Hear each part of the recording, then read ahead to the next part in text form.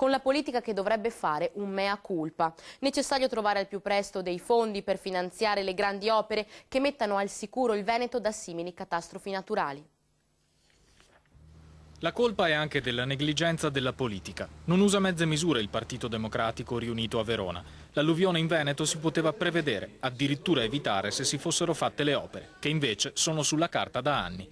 L'appello è alla Regione, si facciano e Venezia sblocchi subito dei fondi. Il Veneto non può non fare quello che deve, ovvero metterci i fondi a disposizione e sufficienti ad essere spesi subito, perché è anche responsabile di ciò che è accaduto.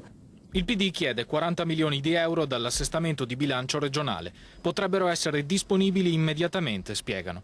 Poi la deroga al patto di stabilità per i comuni alluvionati e la sospensione di imposte e tributi per famiglie e imprese. Infine le opere, vasche di contenimento per le piene soprattutto. Ce ne sono in fase di progettazione e di realizzazione, ma tutte sono ferme, da quella sul Timonchio a quella sull'Onte a quella sul Chiampo. I tecnici ci dicono questo per un importo per l'area vicentino-veronese di 210 milioni di euro, ce ne sono disponibili solo 40.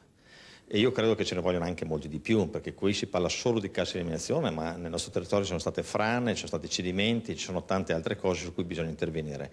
Io credo che per il Veneto ci voglia 1 miliardo di euro solo di opere pubbliche. È stata letta nel pomeriggio nell'aula